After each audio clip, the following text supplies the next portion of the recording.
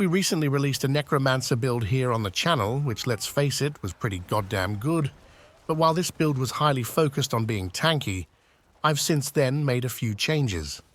And now, we're absolutely speedrunning tier 105s while still being able to 360 no-scope uber bosses with ease and hit for billions upon billions. And not only that though, it's objectively the best Necromancer build in the game, pushing the highest in the pit ladder, achieving tier 125 runs without elixir of holy cringe.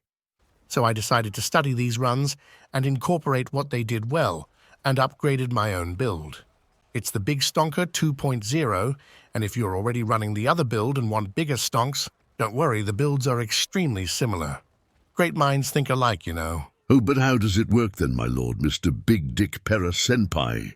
Alright, let's start with the basics. To deal big stonks, we're still focusing fully on the golem, where the biggest dick damage comes from the blighted aspect, which utilizes the Shadow Blight key passive. We previously used corpse explosions to make use of this one, but that's no longer the case, as we're instead using the aphotic aspect along with our skelly mages to deal shadow damage. Our main source of defensive previously was Temerity. This one's absolutely bonkers, stacking up an 80% barrier. Unfortunately, we don't have room for this anymore, so throw it in the trash and instead make room for the frenzied dead aspect for more big damn. But Mr. Paragaming, didn't you make the most insane Paragon Board ever previously so we didn't need this one? Yep, I was forced to throw that in the trash, also to incorporate more defensives in the Paragon for one simple reason, to not fucking dial Mao. Alright, but why do we even need attack speed in the first place? Well, that's due to the Cult Leader Legendary node, raking a whopping 30% big damn per 20% attack speed, making 100% attack speed absolutely mandatory. Okay, so has anything else important changed? Well, yes. And let's start by checking out all the gear and aspects that we're using now. And we'll start with the helmet. This is what I'm using now, and it's near perfect. And if you're wondering why it's barely masterworked, well, that's because I'm a broke boy. No Pokimane cookies for me, I guess. If you manage to hit the cooldown reduction on your masterwork or get a greater affix, then it should be easy to get the cooldown reduction cap for your big boy golem active at least, for a massive DPS increase. We'll see where you get the other cooldown reductions in a sec. And for aspect, Occult Dominion is the way to go, getting you more friends to play with. For chest, this is what I'm rocking. I spent 200 million on this and another 100 million just to hit the goddamn masterworking on Golem Mastery. And what do I have to show for it? Hecking Iron Maiden size? Fuck me, right? Golem Mastery ranks is absolutely essential for this build to deal big damn. While you don't need a greater affix on it, you at least need Golem Mastery. And since I'm a bro, I'll just show you where to find it. Simply head on over to Crimson Market. Click Diablo 4 and search for Golem Mastery. Then DM some loser and make him an offer he can't refuse. You'll thank me later. For aspect, you definitely want the aphotic aspect. By rocking this along with having a bunch of shadow mages, you'll keep the blighted aspect up constantly. And next, we have the gloves. These ones are pretty much perfect. You can, however, get golem damage instead of damage to clothes, if you're into all that big damage stuff.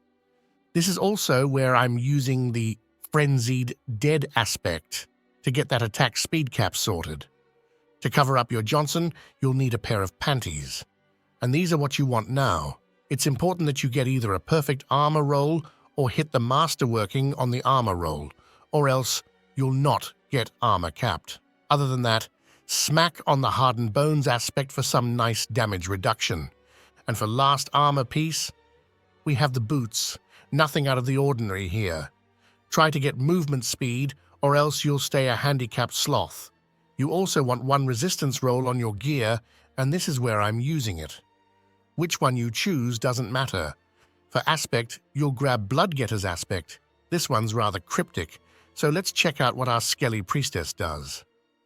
After we have summoned all of our friends, we'll get one of these priestesses. They'll grant them 30% damage bonus and heal them. And by grabbing the Bloodgetter's aspect, we also get to experience some priestess empowerment. Okay, that's the armor. Next we have the weapon.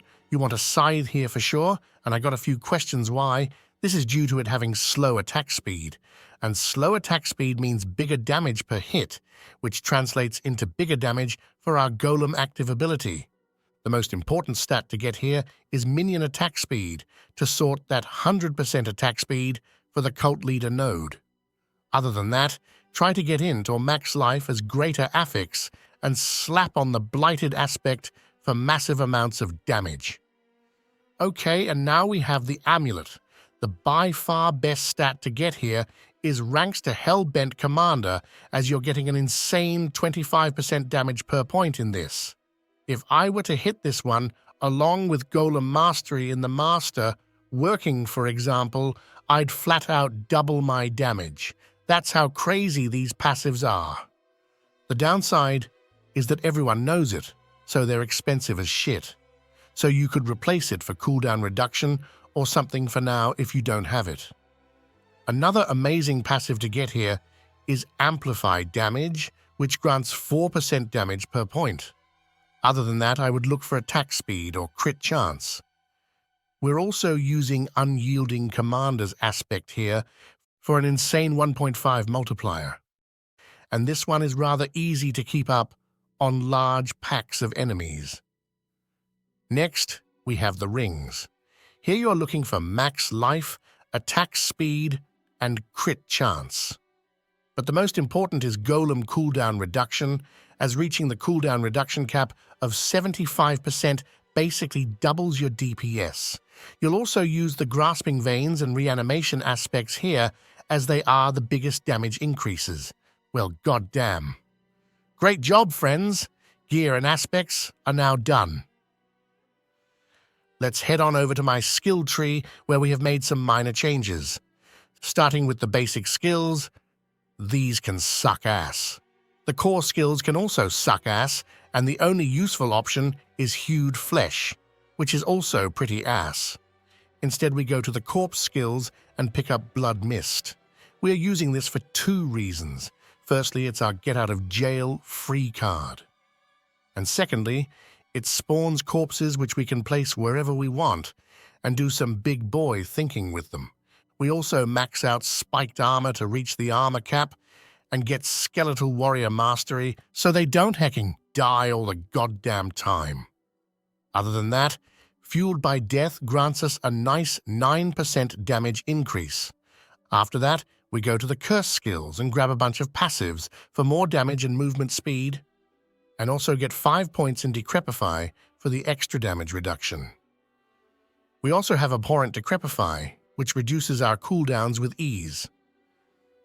We then head on over to pick up Corpse Tendrils, which we use to gather up enemies along with making them vulnerable. 4 points to spare, so just put them in the flower. 1 point in Necrotic Carapace is usually enough to keep you fortified. But if you're a shit newbie that keeps on dying and losing the Fortify, feel free to take a few points from Corpse Tendrils and put them here. And then, the ultimate skills. This is where all the good stuff is. Max out Golem Mastery, obviously, for 25% big damn per point, and grab Army of the Dead so we can summon our friends when they die and buff them with Frenzied Dead aspect. Inspiring Leader grants 30% crit chance, and Hellbent Commander can be found here for big damage. And lastly, the key passive. Shadow Blight is the way to go, as the blighted aspect is just that damn good. Shit, son. Skill tree finished. Are you ready for the Paragons, or do you need a break? All right, let's take a breather and enjoy some lovely music.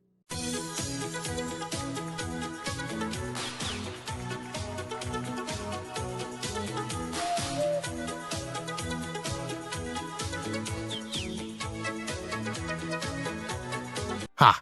Those crazy Germans, man, always gets me in a good mood for the Paragons. We have two goals with the Paragon Board. Get as much multiplicative damage as possible, along with as much max life as possible. And in the starting board, we're rocking Corporeal. This is a 20% damage bonus for our big boy Stonker Golem, which is pretty neat. We then have the hulking monstrosity board, where we grab the legendary node for 100% damage bonus. We also use Dead Razor here for some yummy multiplicative damage. Over here is also the cult leaderboard, which has the most important node of them all. Make sure to grab this last, however, as we're not getting any rare nodes here. Instead, we go to the Wither board, ignore the legendary node, and socket Amplify. After that, we want to ignore the Bone Grafter node and socket Golem. 25% damage, hell yeah. Then head on over to the Flesh Eater board and grab the legendary node for 40% damage. This one's extremely important, and you'll want to keep raising skeletons in this build to keep this one up. We also socket Essence here, granting 22% crit damage on enemies below 75% health. And lastly, Scent of Death.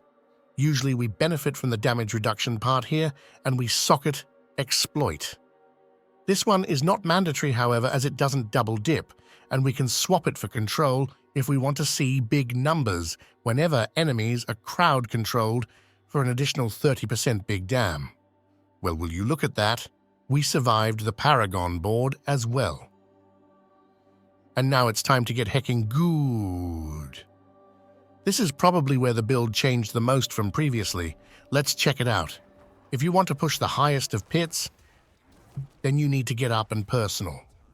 This can be tough as hell though, as there are a bunch of bullshit mechanics in this game that you can barely see and will still one-shot you.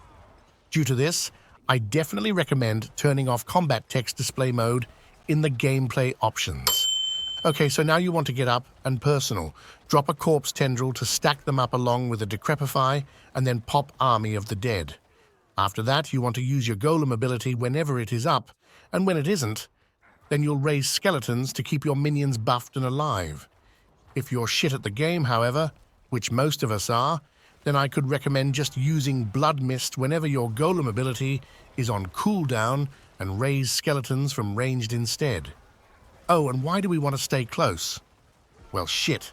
That's due to Hellbent Commander, of course. We're getting 100% extra damage by staying close, so it's pretty strong. If you're just farming, however, then you may as well stand from ranged as to not hecking die El Mao. Well, that's all for me. Let me know if you want to see some more necro builds or whatever else you want.